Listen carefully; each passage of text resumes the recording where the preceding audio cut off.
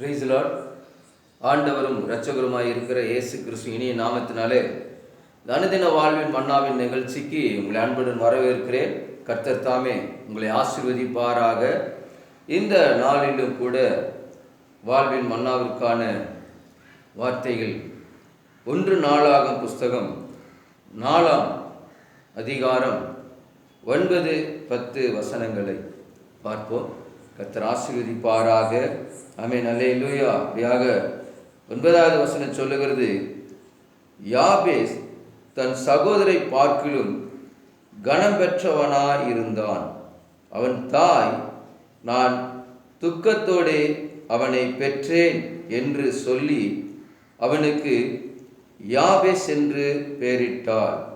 யாபேஸ் இஸ்ரவேலின் தேவனை நோக்கி, தேவரீர் என்னை ஆசீர்வதித்து என் எல்லையை பெரிதாக்கி உமது கரம் என்னோடு இருந்து தீங்கு என்னை துக்கப்படுத்தாதபடிக்கு அதற்கு என்னை விலக்கி காத்தருளும் என்று வேண்டிக் கொண்டான்.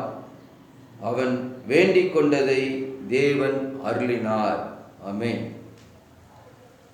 அல்லேலூயா. இந்த இடத்துல பார்க்கிறோம், அவன் தாய், நான் துக்கத்தோடு அவனை பெற்றேன் என்று சொல்லி அவனுக்கு யாபேஸ் என்று பெயரிட்டாள் என்று சொல்லி பார்க்கிறோம். யாபேஸ் என்பதற்கு துக்கம் என்று சொல்லி அர்த்தம்.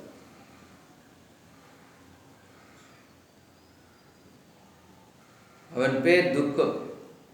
இன்றைக்கு அநேக பிள்ளைகளுடைய வாழ்க்கையில் இப்படிப்பட்டதான காரியத்தை பார்க்கலாம். இந்த குழந்தை பிறந்த நேரம் சரியில்லை, இந்த குழந்தை பிறந்தது தான் எனக்கு வாழ்க்கையில் ஒரு நிம்மதி இல்லை என்று சொல்லி இன்றைக்கு அந்த குழந்தைகளை திற்ற பெற்றோர்களை, அவங்களுடைய சொந்தங்களை, அல்ல அந்த பகுதியில் இருக்கிற ஜனங்களை பார்க்குறோம். இப்படி சொல்லுவாங்க, இது பிறந்த நேரம் தான் அந்த குடும்பத்துக்கு ஆகாது இருக்குது அப்படிம்பாங்க. இவன் பிறந்த நேரம் தான் என் தொழில் போச்சும்பாங்க. இவன் பிறந்த நேரம்தான்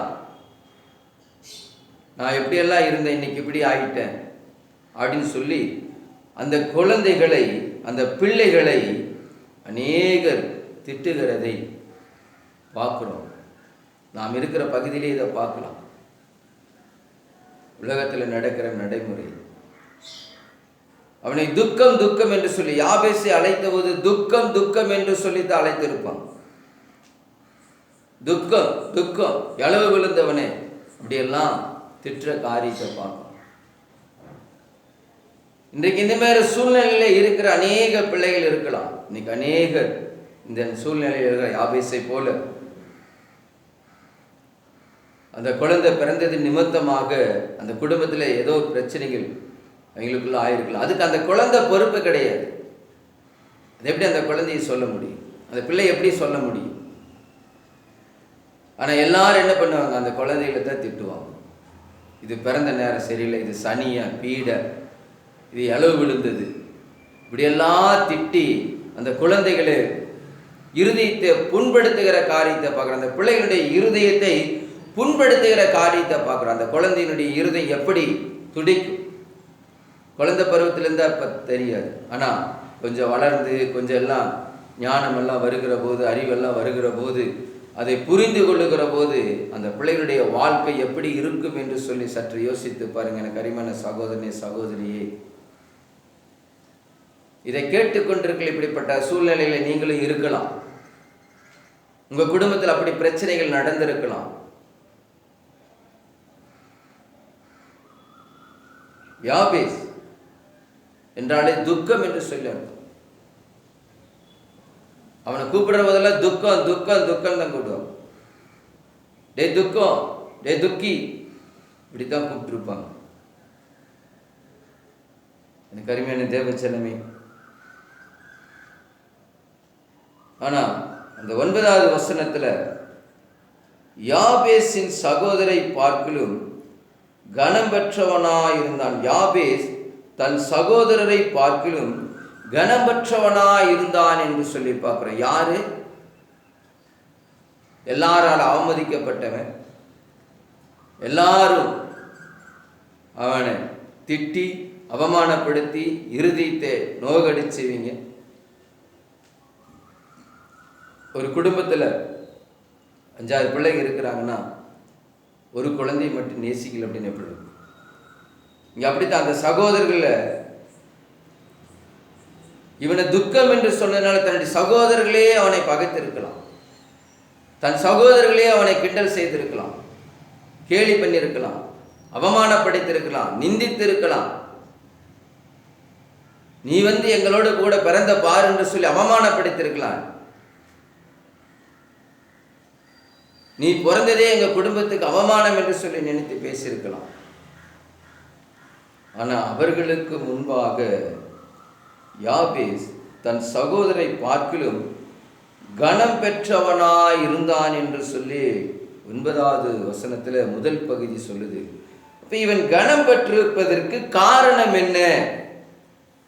யாபேஸ் சகோதரர்களுக்குள்ளே கனம் பெற்றிருப்பதற்கு காரணம் என்ன என்று சொல்லி பார்ப்போமானால் 10வது வசனம் இப்படியாக சொல்லுது. யாபேஸ் இஸ்ரவேலின் தேவனை நோக்கி, தேவரீர் என்னை ஆசீர்வதித்து என் எல்லையை பெரிதாக்கி உமது கூடாரம் என் எல்லையை பெரிதாக்கி உமது கரம் என்னோடு இருந்து தீங்கு என்னை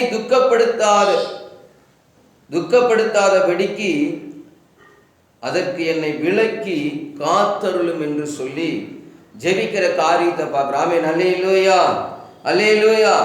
இதுல பார்க்கிறோம், அவன் தாய் துக்கத்தோடு அவனை பெற்றேன் என்று சொல்லி துக்கம் என்று சொல்லி பெயர் வைக்கிறான். யாபேஸ் ஜெபிக்கிற போது அவன் ஒரு ஜெபத்தை ஏறெடுக்கிறான்.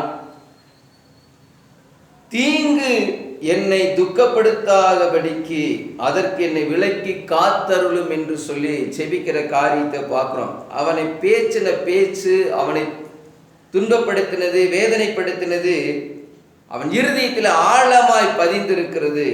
அவன் ஜெபிக்கிற போது கடைசி ஜெபமாக தீங்கு என்னை துக்கப்படுத்தாதபடிக்கு கண்ணீரின் பள்ளத்தில் நின்று கர்த்தாவே கர்த்தாவே என்று கண்ணீரை துடைப்போரை நோக்கி கதறி நான் அழுதிடுவேன். கண்ணீரை துடைப்போரை நோக்கி கதறி நான் அழுதிடுவேன்.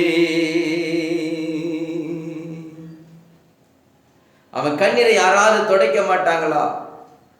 என்னை எல்லாரும் இப்படி ஏளனமா பேசுறாங்களே, துன்பப்படுத்துறாங்களே, துக்கப்படுத்துறாங்களே, என் இருதயத்தை விசனப்படுத்துறாங்களே, என் கண்ணீரை துடைக்க ஒருவரும் இல்லையா?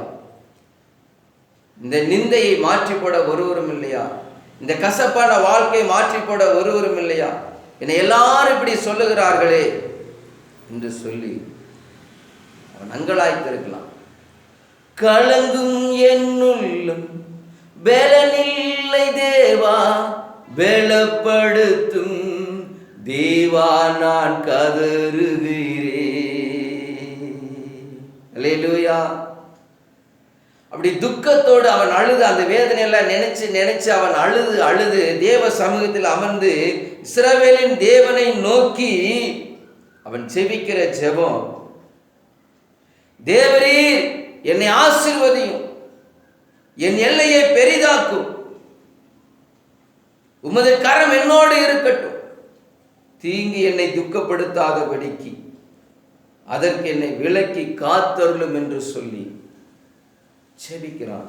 எனக்கு அன்பு சகோதரனே, சகோதரியே, அவனுடைய சுருக்கமான ஜெபம் 4 வார்த்தை. தேவரீர் என்னை ஆசீர்வதியும், என் எல்லையை பெரிதாக்கும், உமது கரம் என்னோடு இருக்கட்டும், தீங்கு என்னை துக்கப்படுத்தாதபடிக்கு அதற்கு என்னை விலக்கி காத்தருளும். அவன் வேண்டின போது தேவன் அவனுடைய வேண்டுதலை கேட்டருளினார்.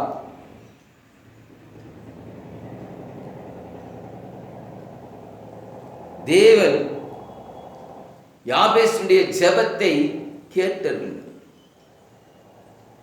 அவனுடைய வேதனையை கண்டார், துக்கத்தை கண்டார், அவனுடைய அவமானத்தை பார்த்திருப்பார், எத்தனை பேர் நிந்தித்திருக்கிறத பார்த்திருப்பார். அவனுடைய சுருக்கமான ஜெபம் ஒரு பெரிய ஆசீர்வாதத்தை கொண்டு வருது பாருங்க. யாபேஸ் தன் சகோதரர்களை பார்க்கலும் கனமற்றவனாய் இருந்தான் என்று சொல்லி, யார் உன்னை துக்கப்படுத்துறாங்களோ, யார் உன்னை அவமானப்படுத்துறாங்களோ, யார் உன்னை நிந்தித்தாங்களோ, யார் உன்னை துக்கம் என்று சொன்னார்களோ, அவர்களுக்கு முன்பாக கர்த்தர் உன்னை கனமுள்ளவனாக வைப்பார், உன்னை ஆசீர்வதிப்பார், உன்னை மேன்மையாக வைப்பார். நீ ஆண்டவரை ஏற்றுக்கொண்டான். சிலவேளையில் தேவனை நோக்கி யாபேஸ் ஜெபித்த போது, நீ ஆண்டவராக இயேசு கிறிஸ்துவை நோக்கிப்பார்.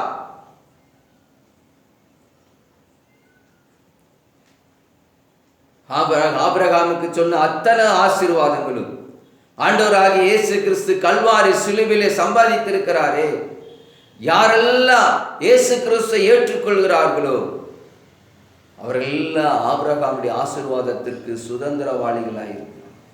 ஆபிரகாமுக்கு கொடுத்த அத்தனை ஆசீர்வாதங்களும் உன்மேல் வந்து பலிக்கும். உன்னை கனப்படுத்துவார், உன்னை ஆனர் பண்ணுவார், உன்னை உயர்த்துவார், உன்னை மேன்மைப்படுத்துவார். உன் சகோதரன் சகோதரிகள் மத்தியில உன்னை கனப்படுத்த தேவன் வல்லமை உள்ளவராய் இருக்கிறார். இதை கேட்டுக்கொண்டிருக்கிற, பார்த்து கொண்டிருக்கிற அருமையான தேவ ஜனமே, இப்பொழுதே நீ முழங்கால் படிட்டு உன் சூழ்நிலையில இருக்கிற நிலைமையை பார்த்து ஆண்டவரிடத்துல ஜெபம் பண்ணு. இயேசுவே, என் நிலைமையை மாற்றும், என் கண்ணீரை மாற்று, என் துக்கத்தை மாற்று, என் வேதனையை மாற்று. தீங்கு என்னை துக்கப்படுத்தாதபடிக்கு என்னை விலக்கி காத்தருளும் ஆண்டவரே.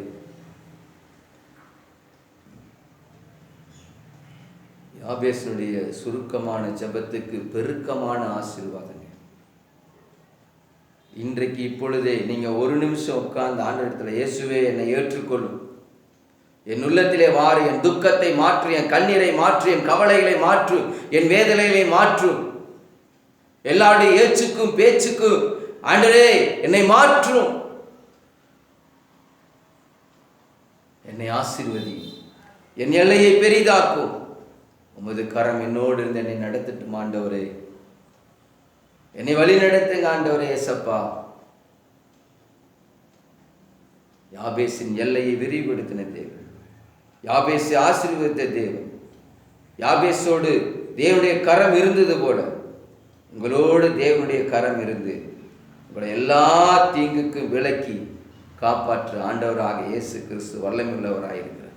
இப்பொழுதே இந்த நிமிஷத்திலேயே ஆண்டவரை ஏற்றுக்கொண்டு ஆசீர்வாதங்களை பெற்றுக்கொள்ளுங்க. கர்த்தர் உங்களை ஆசீர்வதிப்பாராக. தேங்க்யூ. God bless you. கர்த்தர் தான் உங்களை ஆசீர்வதிப்பாராக. ஆமென்.